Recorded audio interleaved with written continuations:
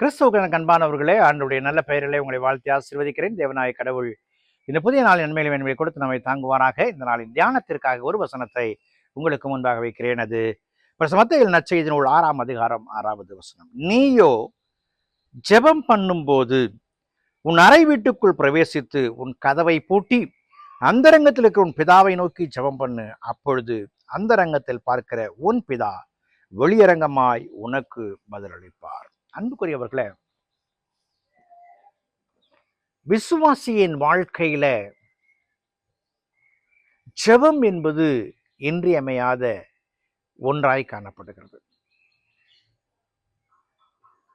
ஒவ்வொரு மதத்திலும் இந்த ஜெபத்திற்கு வேறு வேறு பெயர்களை கொடுத்து முக்கியத்துவத்தை காண்பிக்கிறார்கள் என்பதில் எந்த மாற்றங்களும் இல்லை. இறைவனோடு தன்னுடைய உறவை சரி செய்ய முற்படும் பொழுது, இறைமண்டலத்திலே தன்னை புதுப்பிக்க விரும்பும் பொழுது, இறைமண்டலத்திலே தன்னை படைக்க முற்படும் பொழுது ஜெபம் என்கிற சொற்றொடர் அதிகமாய் பயன்படுகிறது. இங்கே ஆண்டவர் அநேக அலப்புகிற மக்களை பார்த்த மாத்திரத்துல அந்த அலப்புகிற காரியம் ஒரு அறிவீனமான காரியம், தேவையற்ற காரியம் என்பதை தெளிவு செய்தவராக ஜெபத்துல புரிதல் வேண்டும் என்று சொல்லுகிறார். We must understand the prayer.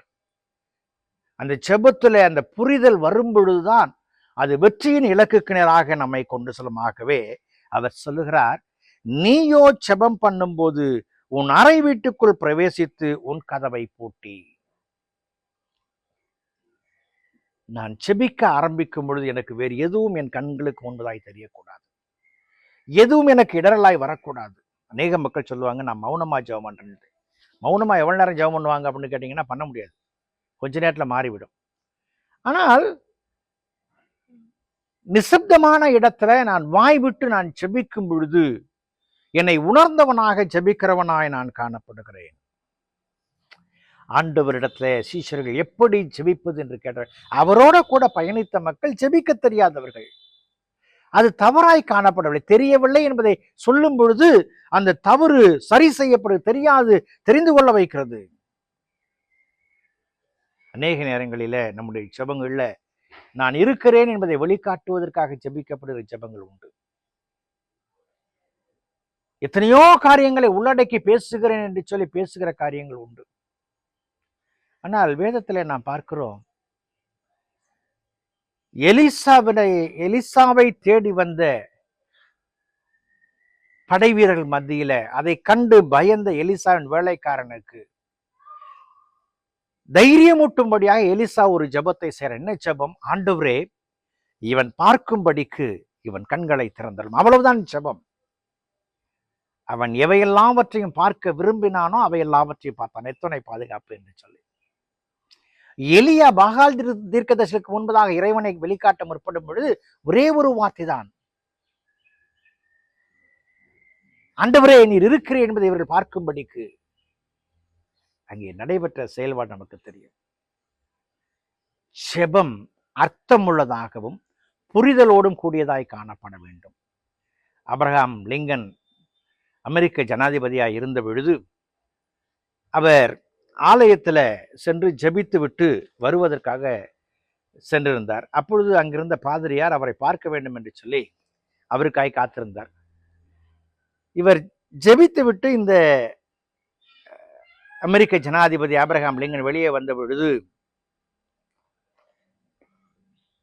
இந்த பாதிரியார் அவரை பார்த்து ஒரு கேள்வி கேட்டாராம். என்ன கேள்வி? தேசம் சுபிட்சமாய் இருக்க வேண்டும் என்று சொல்லி ஜெபித்தீர்களா என்று சொல்லி. அவர் சொன்னார், இல்லை. உங்களுடைய ஆட்சியை தக்க வைத்துக் கொள்ள வேண்டும் என்று சொல்லி ஜெபித்தீர்களா என்று சொல்லி கேட்டார். இல்லை. அதற்கு மேல் தவறு இழைக்க விரும்பாத பாதிரியார் அவரை பார்த்து, எதற்காக நீங்கள் ஜெபித்தீர்கள் என்று சொல்லி, நான் கடவுளோடு இருக்க வேண்டும் அதற்காக ஜெபித்தேன் என்று சொன்னார்.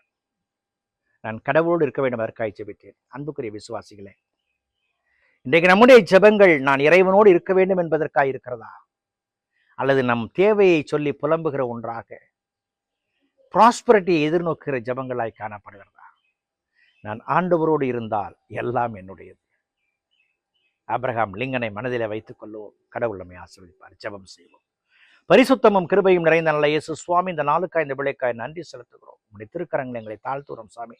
நீரே எங்கள் அதிபதி என்பதை புரிந்து கொண்டு நீர் எங்களோடு இருக்க உண்மை புரிந்து கொண்டு ஜெபிக்க உதவி செய்யும் பேசும். இயேசுவில் ஜெபிக்கிறோம். ஜெபங்கள் பிதாவே. ஆமென்.